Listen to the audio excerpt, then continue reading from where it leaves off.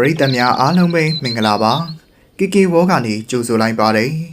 ဒီဗီဒီယိုလေးကို YouTube မှာကြည့်နေတယ်ဆိုရင်တော့ VPN လေးဖွင့်ပေးကြဖို့နဲ့ Facebook မှာကြည့်နေတယ်ဆိုရင်တော့ Like and Share လေးပြုလုပ်ပေးဖို့မေတ္တာရက်ခံအပ်ပါတယ်လက်ချမီဖျားရှိခိုးလို့ပြီးချင်းမှာပဲသူရောက်ခမခေါ်တဲ့ဟာထွက်လာပါတယ် Let me ဟဲ့ Let me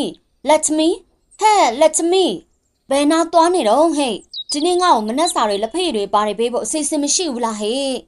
ဟုတ်ကဲ့လာပါပြီအမေဒီလိုပြောကသူလည်းလက်ဖက်ရည်တွေအမြန်ဖြော်လိုက်ပြီးသူရောက်ခမကိုပေးလိုက်ပါတော့တယ်အမေလက်ဖက်ရည်နင်ကဘာကိစ္စလက်ဖက်ရည်လေးလောက်တော့တလောက်တောင်ကြာနေရလဲဟိုသမီးမဲ့တော်တူကောက်ပူစော်နေလို့ပါနင်ပူစော်နေတာတွေကိုရှက်လိုက်ပါတော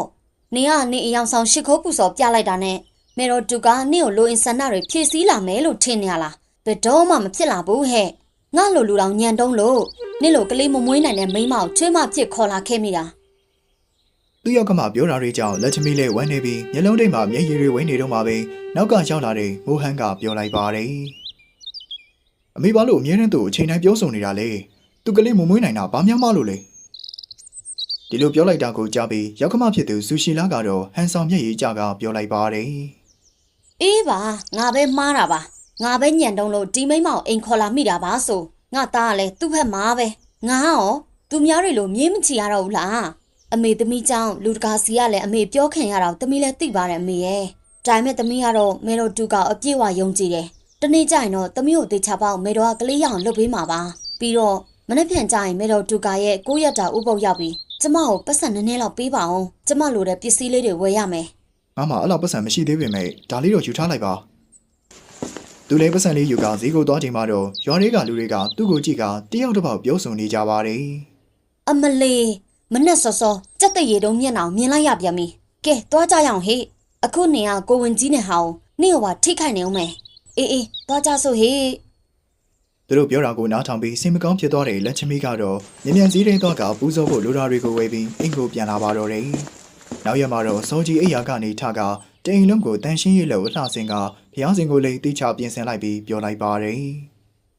မေတော်ကြီးတကယ်လို့ကျမရဲ့ဆူတောင်းပူဆောင်မှုတွေကိုသာလက်ခံပေးတယ်ဆိုရင်လေကျမအမြန်ဆုံးကိုဝင်ရှိအောင်လုပ်ပေးပါနော်ကျမကိုလည်းအမေဖြစ်ခွင့်ပေးပါဒီခါမှပဲသူ့အိမ်တကားကိုတရယောက်ကခောက်လိုက်တော့မို့သွားကြည့်လိုက်တဲ့အခါကလေးလေးကိုရောက်ရက်နေတာကိုတွေ့လိုက်ရပါတယ်နင်တို့ကဘသူတွေလဲကျမနာမည်ကဒူကာပါသူတို့ရှေ့ယောက်ကကျမရဲ့ညီမလေးတွေပါကော်ရီကျန်တာဒီလိုပြောပြီးဒူကာလည်းသူ့ရဲ့ညီမလေးတွေနာမည်ကိုမိတ်ဆက်ပေးလိုက်ပါတယ်ဒီခါမှပဲအငယ်ဆုံးအမ်ဘာကပြောလိုက်ပါတယ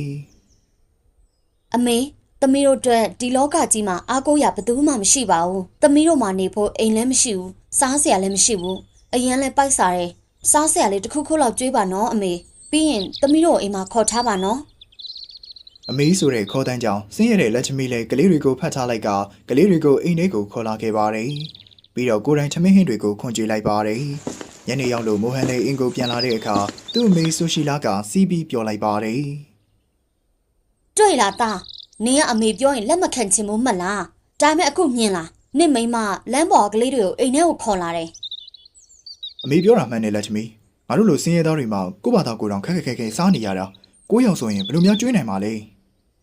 ဲဒီမှာဒါမှားလားမှန်လားဆိုတာကျမတော့မသိဘူးဒါပေမဲ့ဒီကလေးကိုရောက်တော့ကျမနဲ့မခွဲလိုက်ပါနဲ့ကျမတော့သူတို့မဲတော်တူကလွတ်ပေးလိုက်တဲ့ကလေးတွေလို့ထင်နေတယ်သူ့မိမရင်ထဲကမိခင်မြတ်တာကိုမြင်တဲ့မိုဟန်လည်းကလေးတွေကိုသူ့အိမ်မှာပဲခေါ်ထားဖို့ခွင့်ပြုလိုက်ပါတယ်ဒါပေမဲ့နောက်ရာသရီဒုတိယရက်မှာပဲကလေးတွေကအဖုပိန်တွေထွက်လာပါတယ်တောင်းကြည့်ပြီးဆူရှီလာလည်းသူ့ချွေးမကိုပြစ်တင်ပြောဆိုပါတော့တယ်ဖေးကြီးမြင်လားနင်ရတာသူတို့အမေဆိုပြီးဘယ်ကကလေးတွေမှမသိတာတွေကိုခေါ်ထားရင်အခုတော့ယောဂါတွေပါဖြစ်လာပြီအခုဒီကလေးတွေသာတည်သွားလို့ကတော့နင်ကောင်းပေါ်လာတော့မယ်ဒီဟာကိုကြောက်ပြီးလက်ချမီလိန်မေတော်ဖျားเจ้าကိုသွားကကောင်းတဲ့ကြောက်တုံးတွေစောင့်ရင်းနဲ့ငိုပါတော့တယ်ဘာလို့လဲမေတော်ရဲ့ဘာလို့လဲကျမကိုကလေးလေးမမွေးနိုင်အောင်လှုပ်ထားသလိုကလေးကိုရောက်လာလို့မိခင်မြတ်တာလေးနည်းနည်းလောက်ပေးဖို့လှုပ်တော့လဲပြဿနာပေါ်လာပြန်တယ်ဘာလို့ကျမပေါ်ဒီလိုလှုပ်ရတာပါလဲကျမကလေးတွေကိုကောင်းအောင်ပြန်လှုပ်ပေးပါမေတော်ရဲ့ဒီလိုစူတောင်းကသူလည်းအိမ်ပြန်ဖို့လှုပ်ချိန်မှာတော့ဖျားเจ้าလေးကားရင်မှာထိုင်နေတဲ့ဖွားအိုတယောက်ကိုတွေ့လိုက်ရပါတယ်ပြီးတော့ဖွားအိုကပြောလိုက်ပါတယ်မငိုပါနဲ့သမီးရဲ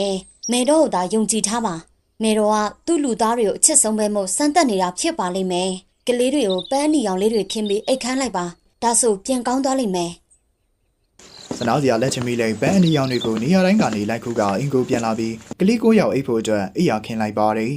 ပြီးတော့ကလေးတွေကိုအိတ်ခိုင်းကအမေရင်းတယောက်လိုမေတော်ဒုကားစီကိုစူတောင်းရင်တိတ်ချကယူဆိုင်ပေးနေပါတယ်ဒီလိုနဲ့9ရက်မြောက်နေ့မှာအားလုံးကနေပြန်ကောင်းသွားကြတာမို့လက်ချမီလေးကလေး9ယောက်နဲ့အတူတူငိုရင်းကမေတော်ဒုကားစီကိုစူတောင်းလိုက်ကြပါတယ် ကျေးဇူးပါမေတော်ရဲ့ကျမသမီးလေးတွေကိုပြန်ကောင်းအောင်လုပ်ပေးလို့ပါတူကအမ်ဘာဂေါ်ရီမက်ရှ်နီသမီးတို့အားလုံးမေတော်အယူသေးပေးလိုက်ကြဒါပေမဲ့ဘာလို့မေတော်ကိုကျေးဇူးတင်ရမှာလဲယင်အမေသမီးတို့ကဒီတိုင်းပြန်နေကောင်းလာတာလေအဲ့လိုမပြောရဘူးလေသမီးရဲ့ဘာလို့လဲဆိုတော့ဒီလောကကြီးမှာမေတော်ဒူကာလောက်ကောင်းတဲ့လူဘယ်သူမှမရှိဘူးကွ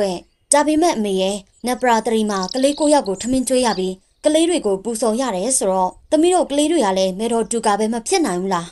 အမေနောက်2ရက်နေနပရာတရီနေ့နော်အဲ့ကြရင်သမီးတို့စားကောင်းတောက်ဖွယ်တွေကျွေးမွေးမလားယင်သမီးတို့ကထမင်းဟင်းကောင်းနေစားမှာအရင်ကြိုက်တယ် လက်ချမီလေးသူ့သမီးလေး9ယောက်ကိုချစ်စနိုးနေကြည့်ကပြောလိုက်ပါတယ်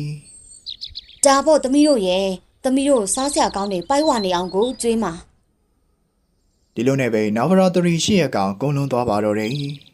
ဒီမဲ့မနှက်ဖြန်ကနပရာတရီနေ့ပဲဒီတော့ကလေးတွေကိုထမင်းကျွေးဖို့လိုတာလေးတွေဝယ်ရအောင်ပတ်စံလေးနည်းနည်းလောက်ပေးပါနော် ။အော်ခွန်းလို့ပါလက်ချမီရဲ့တတိယခကြီးထွက်သွားလို့နောက်2ရက်လောက်နေမှာပတ်စံရမှာ ဟာဒါဆိုပတ်စံမရှိပဲကလေးတွေကိုထမင်းကျွေးတာကိုဘယ်လိုလုပ်ရမလဲ ။လက်ချမီလေးစားတောက်ကုန်တွေအကျွေးဝဲဖို့ကွန်ဆုံဆိုင်ကိုလာခဲ့တဲ့အခါမှာတော့ဆိုင်ရှင်ကသူ့ကိုမောင်းထုတ်လိုက်ပါတယ်။ဒါကြောင့်သူလည်းငိုရင်းနဲ့အသီးရီစီကအကူကြီးတောင်းကြည့်ပေးမဲ့လေဘယ်သူကမှသူ့ကိုတကားတောင်ဖွင့်မပေးကြပါဘူး။ဒါကြောင့်သူလည်းနာဗရာတရီနေ့မှာတော့စိတ်ညစ်စွာနဲ့မေရွန်တူကားရှိမှထိုင်နေပါတယ်။ဒီခါမှာပဲသူ့ကလေး9ယောက်ကဟင်းချက်စရာတွေကိုတယောက်တစ်မျိုးကန်ကအင်ကိုပြန်လာကြပါတော့တယ်။တယောက်ရဲ့လက်ထဲမှာတော့ဂျုံတယောက်ရဲ့လက်ထဲမှာတော့ဆန်နောက်တယောက်ကစီတကြားစတာတွေအစုံပါပါတယ် ဒီမဲ့အမေသမီးတို့ပစ္စည်းတွေဝယ်လာပြီးအမြန်မုံနေလို့တော့လေအမေရဲ့ ။ဒီခါသူလည်းမျက်ရည်တွေတုပ်လိုက်ပြီးအမြန်ထမင်းဟင်းချက်ကအရင်မေတော်ကိုပူဇော်စီးကပ်လိုက်ပါတယ် မေတို့ကိုအရှိုသေးပေးပါတယ်အရှိုသေးပေးပါတယ် ။ပြီးတဲ့အခါမှာတော့မိုဟန်နဲ့လက်ချမီလည်းကလေးတွေကိုထမင်းကျွေးကြဖို့လှုပ်လိုက်ကြတာမို့ကလေးတွေလည်းတန်းစီပြီးထိုင်ကြပါတယ်။ပြီးတော့မိုဟန်လည်းကလေးတစ်ယောက်ကိုခြေထောက်ကိုတန့်စင်ပေးလိုက်တဲ့အခါမှာကျန်းတဲ့ကလေး၈ယောက်လုံးရဲ့ခြေထောက်ကပါရေဆိုးသွားပါတယ်။ဒီလိုပဲလက်ချမီကကလေးတွေကိုနှစ်ဖူးစည်းနီတို့ပြီးလက်ကိုကျိုးလေးချီပေးလိုက်တဲ့အခါမှာလည်းတခြားကလေးတွေမှလည်းစည်းနီတို့ပြီးလက်မှာကျိုးချီပြီးသားလေးတွေဖြစ်သွားပါတော့တယ်။ ဒါဘလို့ဖြစ်တာလဲကလေးတစ်ယောက်ကိုလှုပ်ပေးလိုက်ရင်ဘာလို့တခြားသူတွေကပါအကုန်လှုပ်ပြီးသားဖြစ်သွားတာလဲအမေထမင်းကျွေးတော့လေပိုက်စာနေပြီဟုတ်တယ်အမေထမင်းကျွေးပါတော့သမီးတို့တွေပိုက်စာနေပြီ ဒီခါသူတို့လည်းမရလဲမဲတော်ကိုတိုင်တဲ့ကကလေးတွေကိုထမင်းကျွေးလိုက်ကြပါတယ် မေတို့ကိုအရှိုသေးပေးပါတယ် မဲတော်ကိုယူသေးပေးပါတယ်ဒီခါကလေး9ယောက်လည်းပြောပြီးထမင်းတွေမုံတွေကိုစားလိုက်ကြပါတယ်ပြီးတော့တဖြည်းဖြည်းနဲ့ပျောက်ကွယ်သွားကြကမဲတော်တူကအဖြစ်ပေါ်လာပါတယ် ဟင်မေတို့ပါလားမေတို့ကကျမလို့စင်ရသားတယောက်စီကိုလာပေးပြီးကျမဘဝကိုအောင်မြင်အောင်လုပ်ပေးလိုက်တာပါပဲအရင်ကကျေးဇူးတင်ပါတယ်မေတို့ကျမကိုမေတို့ကဆုလက်ကြီးကြီးကိုချင်းမြင့်လိုက်တာပါပဲပြီးခဲ့တဲ့9ရက်တာလုံးမေတို့ကကျမသမီးလေးတွေဖြစ်နေကျမစီမှာလာနေပေးခဲ့တယ်လက်ချမီနေ့ရက်နဲ့ကငါ့ကိုကြည်ညိုမှုကိုကြည့်ပြီးငါနေ့ကိုအရန်သဘောကျမိပါတယ် ဒီလိုပြောပြီးမဲတော်လည်းအစွမ်းနဲ့လှုပ်ပေးလိုက်တာကြောင့်အရင်ကိုချစ်ဖို့ကောင်းတဲ့ကလေးလေးကလက်ချမီလက်ထဲမှာပေါ်လာပါတော့တယ် ဒီကလေးကဒေဘီ9ယောက်ရဲ့အစွမ်းနဲ့ဖြစ်တည်လာတာပါဒါကြောင့်သူ့ရဲ့နာမည်ကိုဒေဘာရှိလို့ထားလိုက်ပါနော်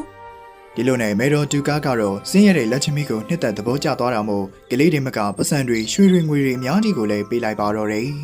ဒါကြောင့်သူတို့ဘဝလေးကလည်းအဆင်ပြေသွားပြီးရော်တွေကလူတွေကလည်းအရင်လိုလက်ချမီကိုမကဲ့ရဲ့ရဲကြတော့ပဲသူ့လိုပဲမဲတော်တူကားကိုလည်းယုံကြည်စွာရှစ်ခိုးကြပါတော့တယ်ဒီဗီဒီယိုလေးကိုကြိုက်နှစ်သက်တယ်ဆိုရင်တော့ကျွန်တော်တို့ရဲ့ channel လေးကို like လုပ်ပြီး subscribe လုပ်ပေးခဲ့ပါဦးနော်